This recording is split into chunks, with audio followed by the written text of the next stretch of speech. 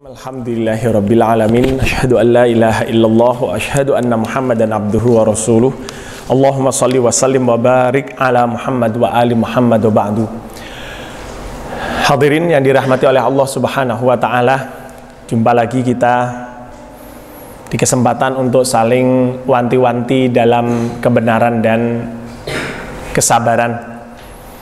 Allah Subhanahu wa taala yang telah menciptakan kita dan menempatkan kita di bumi, plus membebani tanggung jawab penuh dalam dinamika hidup ini.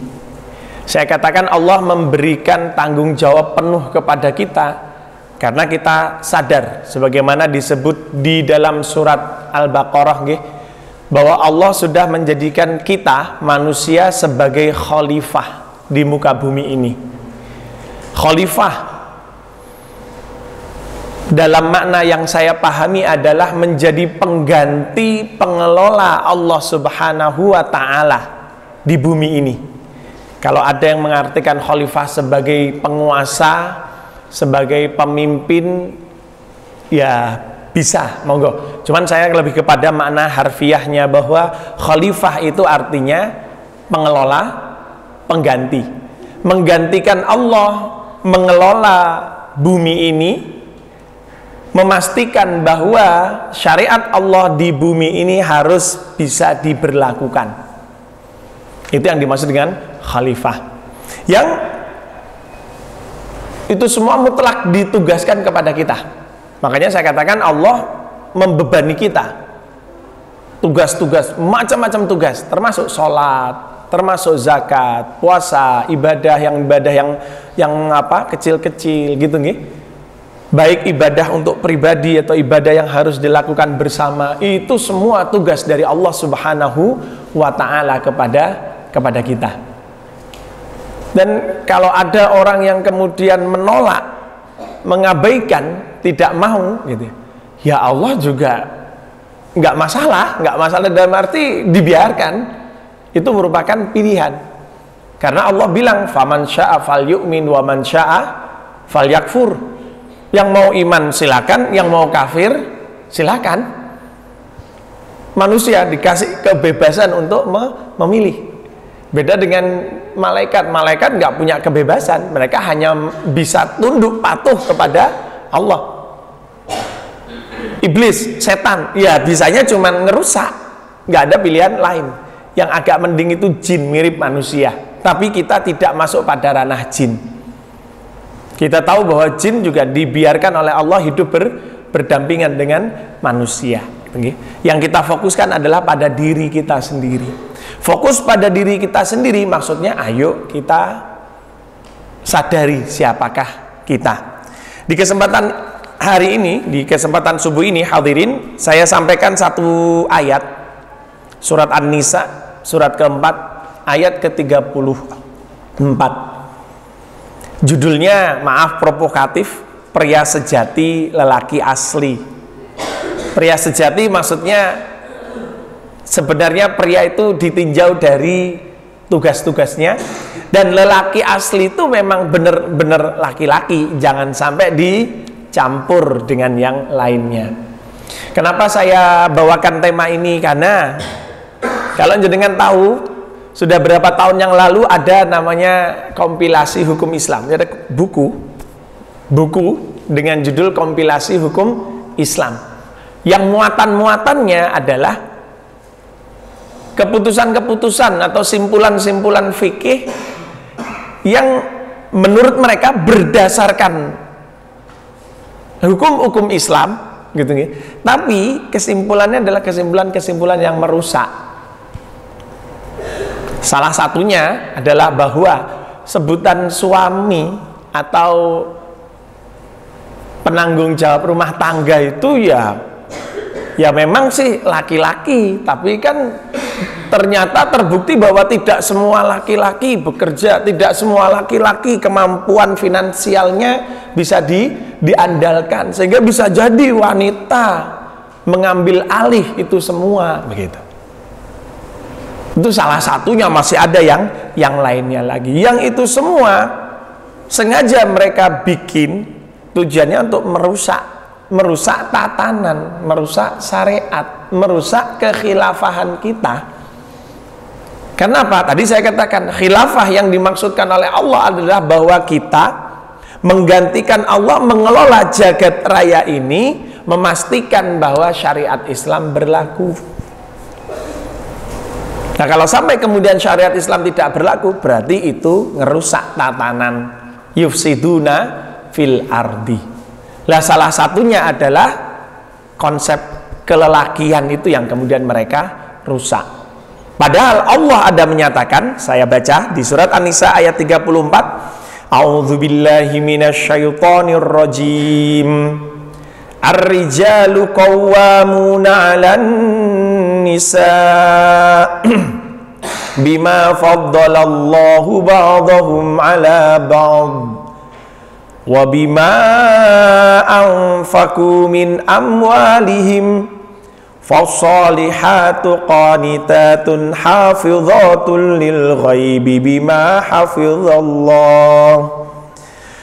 Wallati takhafuna nushuzahunna fa'idhuhun wahjuruhunna fil madaji wadribuhun.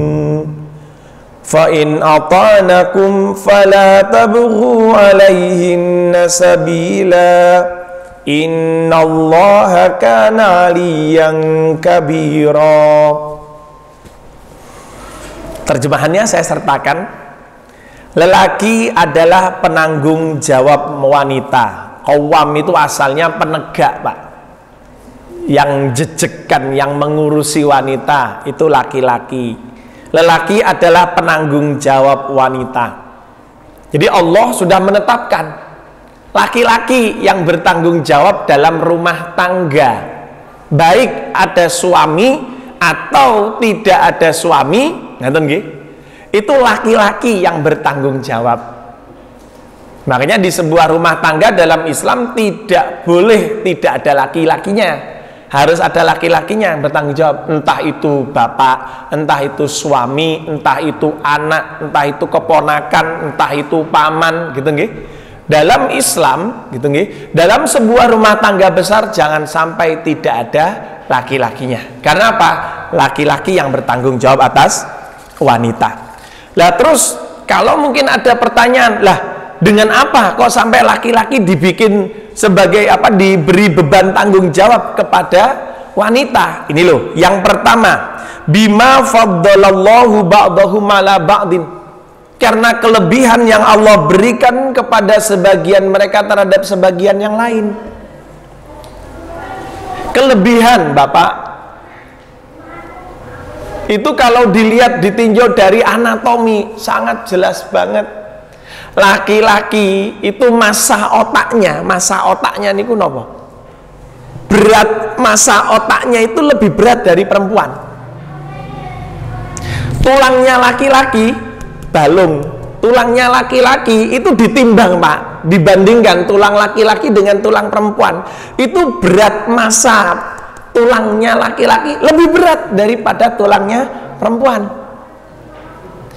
Ototnya laki-laki, Pak, nih otot ini kan kulit kita ada ototnya. Ototnya laki-laki itu lebih liat. Lebih liat itu apa? Lebih alot daripada ototnya perempuan. Paru-parunya laki-laki ketika dikembungkan, kita tarik nafas, itu massa isinya itu lebih besar daripada paru-paru perempuan. Jadi Allah sudah menciptakan laki-laki itu dibikin sedemikian mungkin, ngeten nggih, untuk kesiapan tanggung jawab ini. Makanya Allah bilang ar-rijalu qawwamuna 'alan nisa. Kalau kemudian kita minta sama lanang karo wedok itu padha wae. Saya cuman ketawa aja. Maaf, kenapa? Yo ngaji yo, gitu loh. Supaya tahu bahwa laki-laki itu nggak sama dengan perempuan, seperti kasusnya Maryam, nggih. Ini wada'tuha untha gitu ya. Ya Allah, saya terlanjur nazar, anak saya bakal saya serahkan ke Baitul Maqdis, ke Masjidil Aqsa. Lah tapi ternyata perempuan, ya Allah tahu bahwa itu perempuan. Walaisa dzakaru kal untha. Laki memang nggak seperti perempuan, makanya diharapkan. Bu Hannah, istrinya Pak Imran, berharap anaknya laki-laki, tapi waktu terlahir malah perempuan, gitu nggih. Ini yang kemudian beda, nggak sama laki sama perempuan. Nah di sini langsung secara tanggung jawab Allah tunjukkan, ini loh laki-laki yang bertanggung jawab di rumah tangga. Karena apa? Satu, secara fisik laki-laki memang beda. Plus dengan ya secara kepribadian pun ya secara fitrah lah kalau bahasa kita. Secara fitrah beda laki sama perempuan. Pokoknya jangan pernah menuntut sama. Nah, khususnya kepada yang laki-laki ini. Akhirnya kita tahu diri mestinya bahwa kita ini memang punya kelebihan di depan wanita. Cuman nyun sewu, maaf, hati-hati. Banyak wanita orang ngajeni sing lanang itu karena memang si laki-lakinya nggak tahu diri gitu loh. Entah nggak tahu dirinya karena nyiut itu karena nggak punya nyali di depan wanitanya, atau ternyata si laki-laki yang semena-mena, sewenang-wenang, mentang-mentang laki-laki, tapi nggak punya modal syariat, nggak punya modal ini ilmu Islam. Yang dibicarakan adalah masalah tanggung jawab. Tanggung jawab itu ada tuntutan.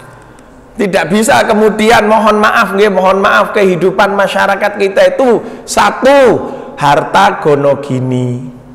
Dua, cari nafkah itu ya istri juga membantu cari nafkah. Begitu pemahaman orang. Padahal tidak. Tambahkan satu lagi, ini tadi bima faddalallahu ba'dahum ala ba'din. Yang kedua, juga dengan sebab kewajiban nafkah yang harus mereka belanjakan dari harta mereka. Nih Pak, laki-laki punya kewajiban nafkah, wanita sama sekali tidak punya kewajiban nafkah. Belas nggak ada.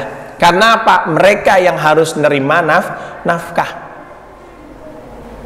Wah, tapi istri saya lebih kaya dari saya. Nggak apa-apa, istri lebih kaya dari suami itu nggak apa-apa. Asal sing lanang perwiro. Perwiro itu Indonesianya apa? Perwiro niku Indonesianya apa Pak nggih? Menjaga wibawa.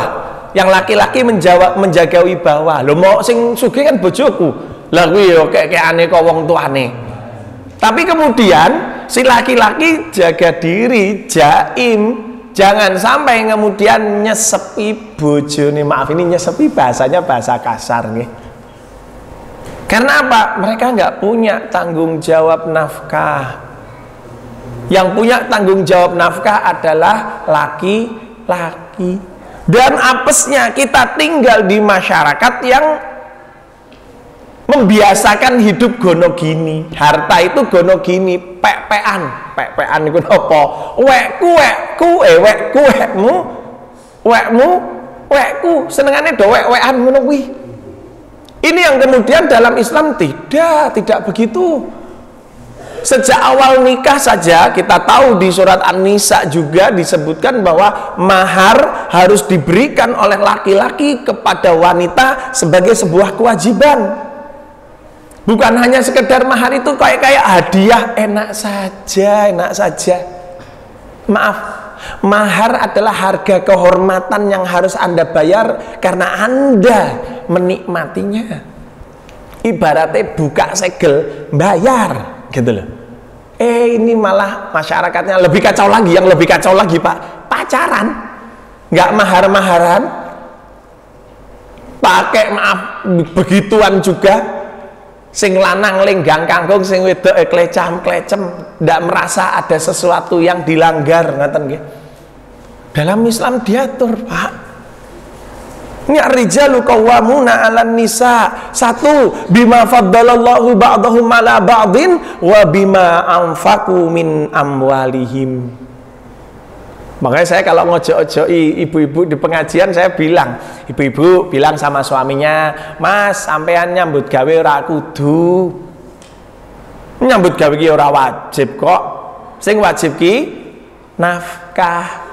Pun ngoten mawon Bu, ngomong sama suaminya, tiwasan jenengan ngoyak-ngoyak nyambut gawe ya malah sok urung karuan gelem, bojone ya klewa-klewo. Saya bilang begitu karena apa? Secara mendasar yang wajib itu nafkah. Kerja nggak wajib loh, tapi kan saya harus ngasih nafkah karepmu. Oh, nyambut gawe ora wajib. Sahabat-sahabat tuh pinter banget, sahabat Nabi nggih. Mereka tuh kerja sehari 3 hari leren, kerja sehari 3 hari leren, kerja sehari 3 hari leren. Makanya mereka sering nongkrong sama Nabi Muhammad di masjid. Pinter banget mereka, manajemennya bagus banget. Jadi kerja sehari, ngetuat dari habis subuh ngoten nggih. Terus ngaji ngoten nggih, kemudian mereka kerja sehari. Setuk 500.000 kan lumayan. 500.000 serahkan ke istrinya, nyok. Iki diambil 50.000, aku arep infak ning masjid tok, ngoten nggih.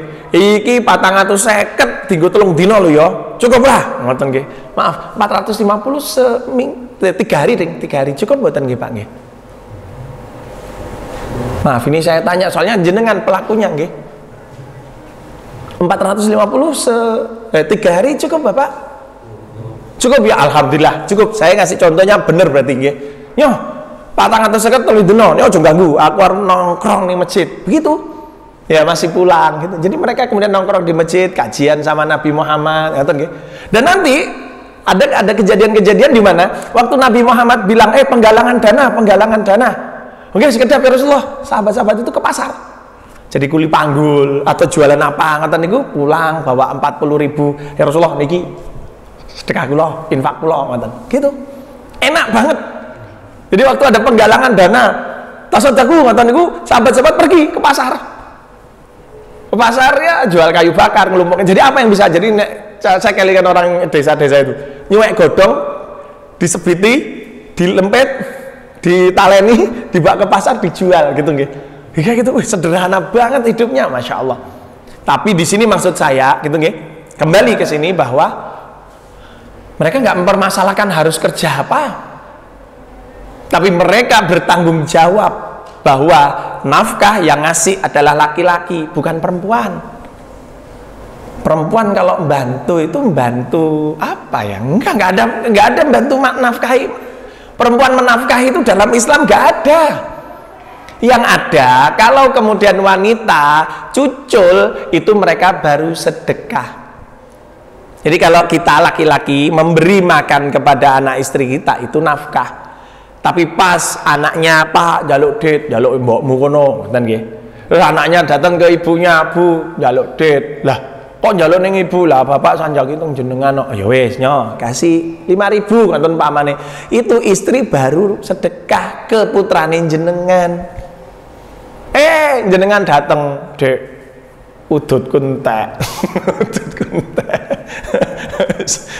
Udut kuntek aku arep tuku udut umpamanya, ngoten nggih. Itu terus istri ngasih duit. Rokok sak pak pinten, Pak nggih? Hah? Berapa? 20. Mas udut terus.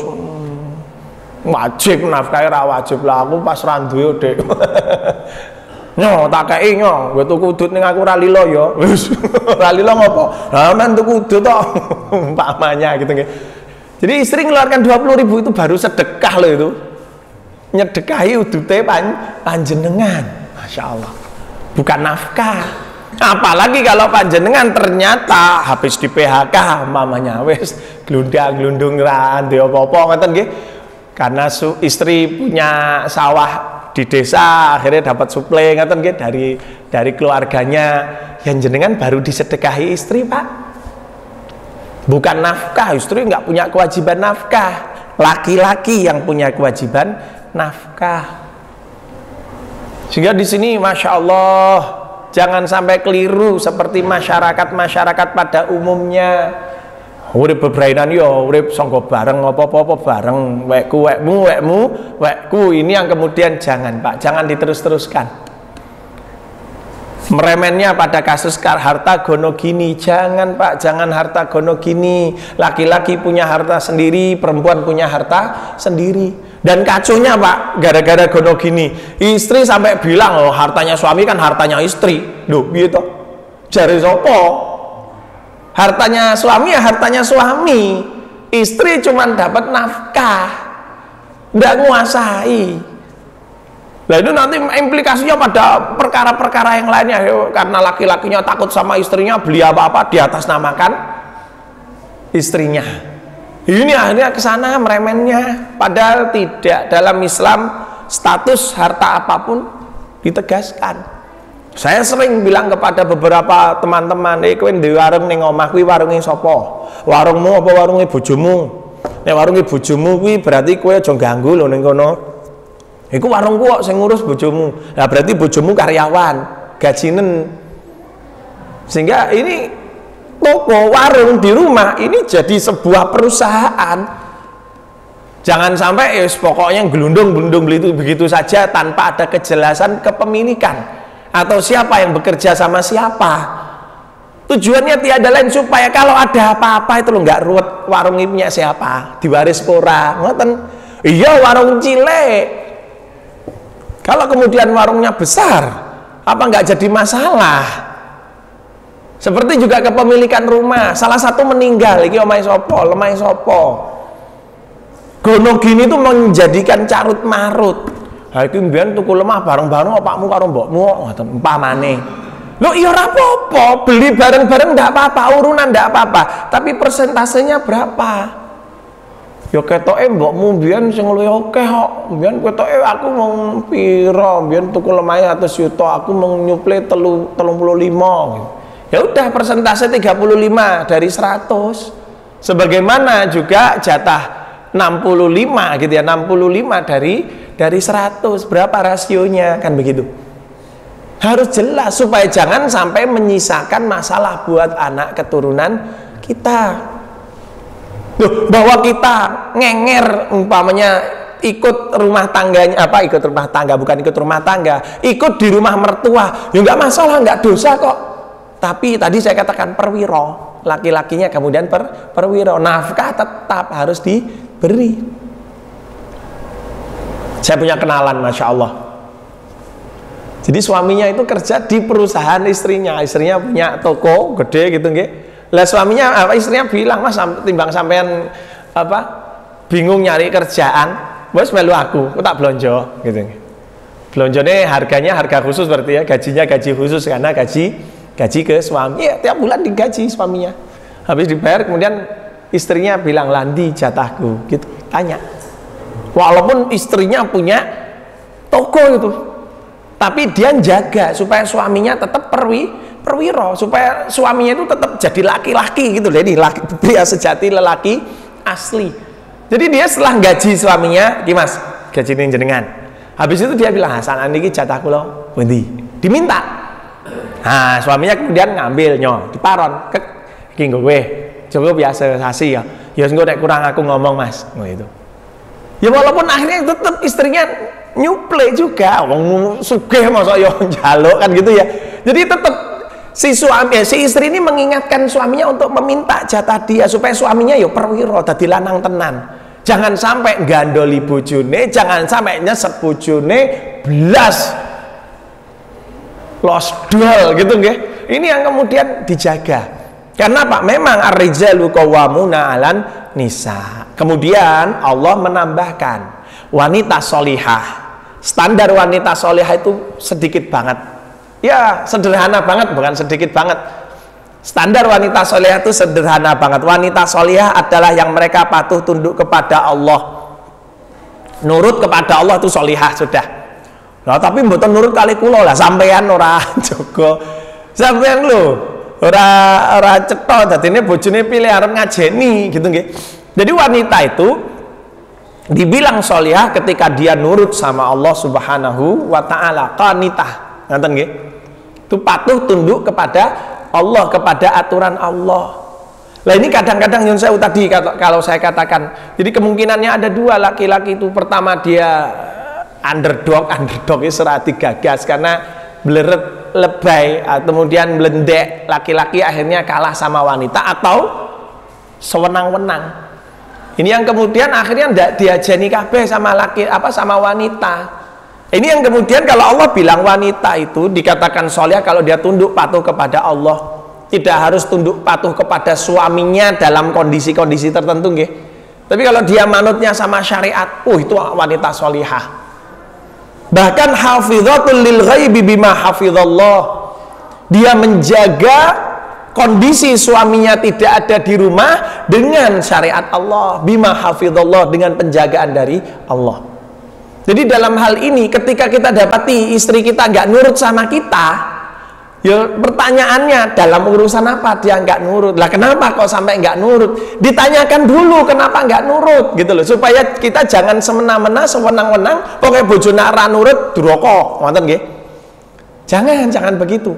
Kenapa? Ketundukan itu ketundukan kepada Allah. Apalagi kalau kemudian kasusnya bapak-bapak hadirin yang dirahmati oleh Allah Subhanahu wa taala, yang sering ikut kajian itu ibu-ibu. Bapaknya jarang ikut kajian. Setiap ada pengajian, laki-laki yang perempuan yang banyak. Bapak-bapaknya ndak tahu apa rumangsa wis pinter, apa rumangsa piye, ngoten nggih. Akhirnya mereka yang ikut kajian sedikit. Ini yang kemudian bakal nyengkleng. Ibaratnya rumah tangga, mestinya laki perempuan ini juga sama-sama punya bekal agama. Yang terjadi kayak orang kaki dua, terus satunya pakai sandal, satunya enggak, ngoten lho. Tapi jenengan pakai sandal satu, sepatu satu, rasanya pripun, Pak? Ya ndak enak, ngoten. Itu imam laki-lakinya yang paham agama atau imam perempuannya saja yang paham agama? Tidak dua-duanya. Kalau kedua-duanya paham agama, alhamdulillah, masya Allah. Paling tidak standar solihah itu adalah satu, dia patuh tunduk kepada Allah. Kelihatan tidak nurut kepada suaminya, iya. Tapi apakah itu sesuai syariat? Jangan-jangan suaminya yang bermasalah, suaminya sewenang-wenang, semena-mena. Bahkan sampai ada istilah dayus, Pak. Dayus itu laki-laki yang udah tidak peduli wedokane arep ngopo, nglakoni apa, ngoten nggih, nglakoni maaf kelakuan sing ora cetha. Itu laki-lakinya kalau sampai diam saja nggak peduli disebut dengan dayus. Salah satu contohnya, si laki-laki nggak peduli istrinya ini mau jilbaban atau enggak, anak perempuannya mau jilbaban atau enggak peduli, gitu itu disebut dayus. Itu contoh, satu contoh saja. Lah terus kalau sudah begitu, sing lanangane wis ora cetha kayak gitu, terus kemudian ketika istrinya nggak nurut, istrinya yang dituduh sebagai istri durhaka. Ya ntar dulu. Fasolihatu qanitatun hafidhatul lil ghaibi bima hafidhallah. Wanita solihah itu dua kriterianya. Satu, kepatuhan dan ketundukannya hanya kepada Allah. Dua, dia menjaga hak-hak suaminya ketika tidak ada dengan syariat juga. Udah itu aja. Isa-isa boten, masak boten, dapur sumur kasur gitu ya katanya orang ya. Ya itu kan bonus. Ketika ketika istri mau masak, ya alhamdulillah. Nggak disuruh masak, dia mangkat masak dewe, alhamdulillah. Tapi sebetulnya nggak ada ketentuan masak loh. Nyuci, ya nggak ada ketentuan nyuci, nggak ada. Jadi nanti kita dapatkan yang wajib ngasih nafkah itu suami, dan nafkah itu masya Allah, nafkah itu ngasih makan dong nggih. Di Al-Quran farzukuhunna waksuhun, beri makan dan beri busana, itu namanya nafkah. Nafkah itu kebutuhan pokok, sandang, pangan, papan nyusul, sandang, pangan. Menjamin anggota keluarganya tidak kelaparan dalam sehari dan tidak telanjang, itu berarti sudah memberi nafkah. Cuma tidak tahu, kita sudah berada di zaman yang memahami bahwa nafkah itu adalah duit. Nek ra dikai duit itu nafkah, berarti dianggap belum ngasih nafkah. Ini udah ya kacau lagi. Jadi yang dalam hal ini yang harus memberi makan itu laki-laki. Lah memberi makannya matangan atau mentahan? Lah kalau dikasih matangan berarti cocok, ngoten nggih. Lah kalau dikasih mentahan, lah karek kono gelem mangan mentah ora, ngono wae. Lu mentayo diolah sih. Lah itu tinggal kesepakatannya. Jangan main otomatis. Kalau main otomatis ya seperti tadi saya katakan, akhirnya otomatis harta gono gini, otomatis urip ditanggung bareng. Ya, begitu yang terjadi. Tapi kalau kemudian kita bicarakan, kita obrolkan dengan istri kita, insya Allah bukan otomatis, tapi terkompromikan. Bilang kepada istrinya, keluarga kita model matangan atau mentahan? Ya model mentahan loh mas, ben aku yo kreatif loh mas, iso masak, oke, sawayah-wayah kadang tuku, tapi tetap kewajiban memberi makan itu laki-laki loh ya. Nyun sewu, cuman kadang-kadang itu tadi pertanyaan saya agak usil nih, matengan apa mentahan gitu. Karena istri nggak ada ketentuan memasak. Oh, bojo iki wajibnya masak. Ora. Yang memberi nafkah itu yang wajib laki-laki. Memberi nafkah itu ngasih makan. Jenengan pagi belikan oseng, siang belikan bakso, malam ke bandeng. Wih, itu sudah ngasih nafkah itu. Jano sesuai syariat. Apa dibikin ben rada irit, jadi oseng, siang go bandeng, malam promak. Tombak asam lambung. Lah, di sini terserah gitu nggih. Enggak apa-apa, tapi sebetulnya dalam rumah tangga suami harus memberi makan. Perkara matengan apa mentahan lah silakan dibicarakan sama anggota keluarganya. Jadi yang namanya solihah itu bukan kemudian prigel dapur sumur kasur, bukan. Dapur sumur kasur kan kesimpulan kita, kesimpulan manusia. Padahal si istri kalau nurut kepada Allah, menjaga hak-hak suaminya ketika tidak ada, ngaten nggih, itu sudah solihah banget. Jadi nyun sewu, kita tahu beberapa kali kasus Nabi Muhammad itu nggarap urusan-urusan pribadinya sendiri walaupun punya istri, tidak kemudian jaga ke istrinya. Bojo ora pangertan ngoten nggih, lambiku bedah ngene iki ora mbok dijahit ngoten. Itulah jenengan nesu arep njaluk tulung ngesu, rasa nesu. Kalau bisa dijahit sendiri, kalau ndak bisa ya nyuruh tolong dek dandomono dek, umpamanya kan begitu. Rasa ndak nesu. Karena apa? Standar solihah, patuh tunduk kepada Allah dan menjaga hak-hak suami. Udah itu aja. Kita berbicara yang simpel-simpel, okay? Kemudian ini berikutnya ada tips dari Allah. Wanita yang kalian khawatirkan penyelewengannya, maka nasihatilah mereka. Lalu singkiri mereka di tempat tidur dan pukullah mereka. Ini bukan semua harus dilakukan, tapi yang pertama yang harus dilakukan adalah menasehati mereka. Nyun sewu, cuman perlu dilihat terjemahannya secara mendetail. Terjemahnya, wanita yang kalian khawatirkan penyelewengannya. Kalau Anda sumelang, Anda khawatir, Anda takut kalau nanti istri nyeleweng, yo kandhanono, gitu loh maksudnya. Jadi sebelum kejadian diomongi, bukan sudah kejadian baru nesu-nesu. Jangan. Beda ini pemahamannya. Kalau kamu khawatir mereka melakukan satu kesalahan, ya omong-ono sedurunge kedadian ki omong-ono diomongi, diajak ngobrol, Pak. Ini bukan kayak guru sama murid, bukan. Karena wanita sama pria itu punya hubungan yang Masya Allah. Allah sendiri bilang, hunna libasul lakum wa antum libasul lahun. Itu Masya Allah, intimasinya sangat-sangat kuat banget. Sehingga ngobrol secara intim kan bisa. Harus banyak ngobrol sama wanita, Pak. Wanita itu makhluk cerewet. Tapi kalau sampai nggak digelap, mereka nggak terima. Alhamdulillah kalau jenengan punya istri cerewet. Punya istri cerewet itu implikasinya, efeknya itu nanti putrane jenengan cerdas. Karena apa? Istri jenengan merangsang mereka untuk bicara begitu. Yang repot tuh kalau jenengan punya istri yang diem. Nyun sewu, kalau saya secara pribadi, kalau wanita sudah diem itu pasti ada masalah. Tapi kalau wanita masih cerewet, wah penak, serasa dadak ditutuk semuni kan gitu ya, kayak kentongan kan dadak ditutuk saya lagi muni gitu nggih.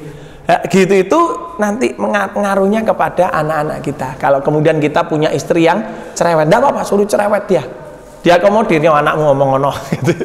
Suruh cerewet selagi anak itu masih kecil nggih. Kalau anak udah gede itu membutuhkan laki-laki. Tapi paling tidak di sini kita ini seringnya salah. Wayah der kejadian baru diomongi.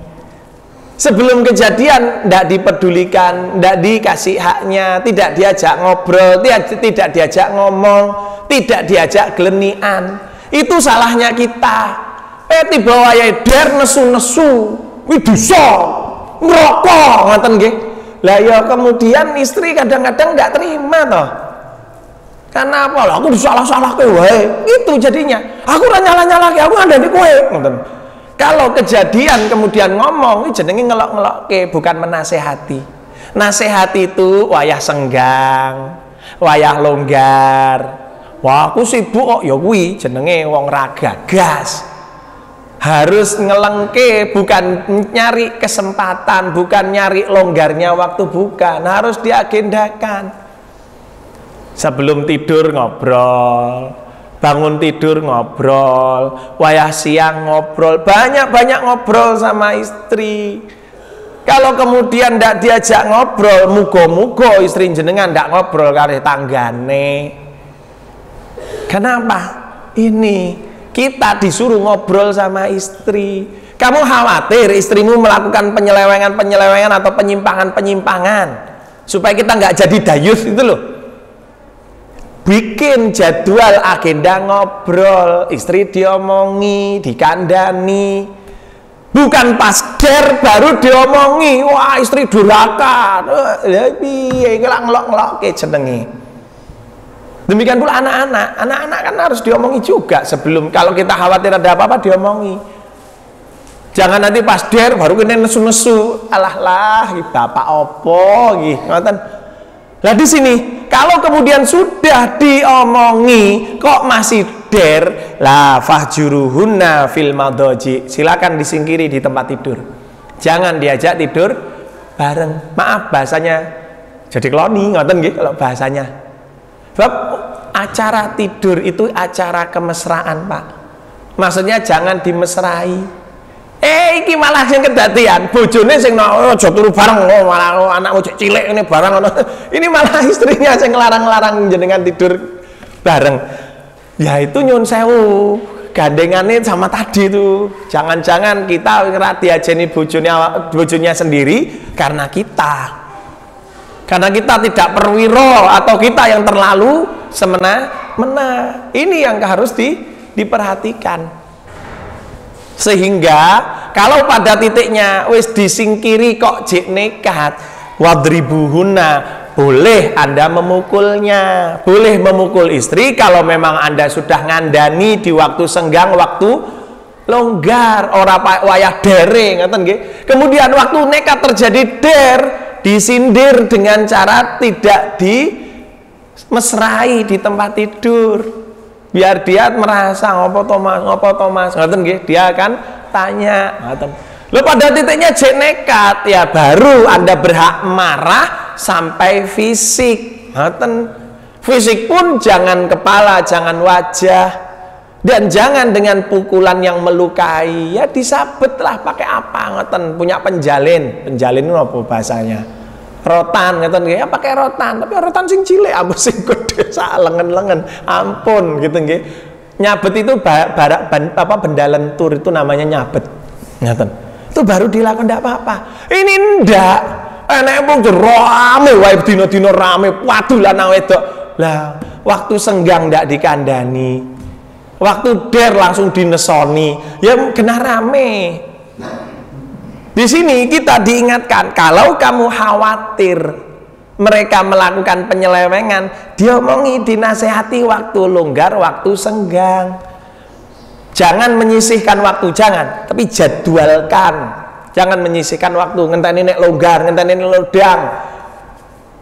Apalagi kalau kita rumangsa dadi wong sibuk, paling sibuk sak donya. Alah lah. Wong ya umuke pol-polan. Orang kalau sudah rumangsa sibuk, tidak mau diganggu atau kemudian merasa terganggu kalau ada anggota keluarganya yang meminta waktu ke dia, ini betul-betul parah orang kayak gini, loro gitu nggih. Ini yang kemudian kita diingatkan. Itu yang kita lakukan. Yang kemudian fa'in ata'nakum fala tabghu alaihin nasi sabila. Jika mereka sudah patuh tunduk kepada kalian, sudah jangan cari-cari cara untuk memojokkan wanita. Kalau dia sudah nurut, hanya gara-gara kita sakit hati, minggat, dendam, kemudian istri di Pulau Soro, jangan. Kalau sudah nurut, kelihatan balik, udah kita berusaha bersikap baik kepada mereka. Karena wanita itu ibaratnya kayak tulang rusuk nih. Tulang rusuk itu bengkok, diluruskan ya bengkok. Ini memang bentuknya asalnya bengkok. Tapi kalau dibiarkan dia bengkok. Lah terus gimana dong? Ya kadang iya kalau diengkek sithik ngek, tapi hati-hati. Kalau engkek kebanteran keceklek. Ngoten. Ya kita kadang ya diluruskan, nanti dilihat lagi, perhatikan, nanti bengkok lagi, itu diluruskan lagi, nanti bengkok, begitu terus kepada wanita, dampingi terus. Wanita itu makhluk cerewet, tapi harus dicereweti. Jangan sampai cerewetnya sanata kita akhirnya menang, jangan. Itu kita butuhkan. Dan apalagi laki-laki itu cenderung bebal. Laki-laki itu cenderung bukan bebal ya, bandel. Sehingga dikandani kadang-kadang kalau ndak ada yang ngandani, ndak ada yang dunungke, itu kita cenderungnya nggak perhatian. Lah keuntungan istri yang cerewet itu dunungke kita kalau dia dunungke. Alhamdulillah kalau kita diingatkan oleh istri, ibaratnya istri itu jadi alarm, nonton nih. Ini yang kemudian kita manfaatkan seperti itu. Kalau sudah mereka mentaati kita, udah jangan cari-cari cara untuk memojokkan mereka. Sungguh Allah benar-benar maha luhur dan maha agung. Jadi hadirin yang dirahmati oleh Allah Subhanahu wa taala, pria sejati, lelaki asli berpegang teguh dengan ayat ini, ayat ke-34 dari surat An-Nisa. Wa aqulu qouli hadza wa astaghfirullah li wa lakum walhamdulillahi rabbil alamin.